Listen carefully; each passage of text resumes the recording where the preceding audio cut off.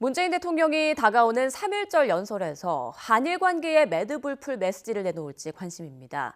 양국 정부가 합의하고 피해자들도 동의할 수 있는 묘수를 찾을 수 있는지가 관건입니다. 나연수 기자입니다. 한일 관계의 미래지향적 발전을 위해서도 계속 노력해 나갈 것입니다. 문재인 대통령은 올해 신년사에서 한일 관계 개선에 대한 의지를 분명히 했지만 아직 눈에 띄는 변화는 없었습니다. 그 사이 새로 출범한 바이든 미국 행정부가 한미일 공조의 중요성을 강조하며 한일 관계 개선을 압박하기도 했습니다. 사실상 임기 마지막 해인 문 대통령에게 한일 관계 개선은 더는 미루기 힘든 최우선 현안이 됐습니다. 코로나19로 정상 외교마저 녹록지 않은 상황에서 일본 정부에 화해의 손짓을 보낼 모처럼의 기회가 3.1절 연설입니다.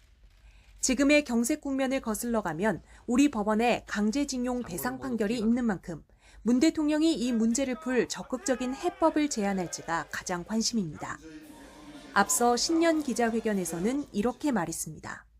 강제 집행의 방식으로 그것이 현금화된다든지 그 판결이 실현되는 방식은 이게 한일 양국 간의 관계에 있어서 바람직하다고 생각하지 않습니다. 당장 현실적인 대안으로 우리 정부가 피해자들에게 배상금을 우선 지급하고 추후 일본의 구상권을 청구하는 방식을 검토해 볼 수 있습니다. 동시에 문 대통령은 어떤 외교적 해법이든 피해자가 동의해야 한다는 원칙을 가지고 있습니다. 더구나 최근에는 일본군 위안부 피해자 이용수 할머니가 올해 안에는 위안부 문제를 해결해달라고 공개적으로 요구한 상황입니다. 이제 시간이 없습니다. 부디 유엔 재판소에 국제법으로 위안부 문제가 판단을 받게 해 주십시오. 혹여 양국 정부가 합의점에 도달할 경우 피해자들의 동의를 구하기 위해서라도 문 대통령이 직접 일본 정부에 진정성 있는 사과를 요구할 수도 있습니다. 문 대통령이 어떤 메시지를 내놓든 일본 역시 미국 새 행정부의 공조 요구를 무시할 수 없는 상황이라 이번에는 적절하게 호응할 가능성이 있습니다.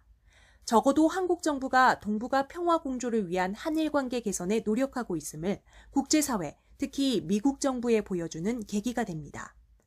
하지만 최근 렌지어 하버드대 교수의 논문으로 국내 반일 정서가 다시 들끓는 데다 불과 일주일 전 일본이 다케시마의 날 행사까지 개최한 만큼 민족의 아픔과 독립의지를 되새기는 3.1절 연설에서 한일 관계의 물꼬를 완전히 트기엔 한계가 있다는 지적도 있습니다. YTN 나연수입니다.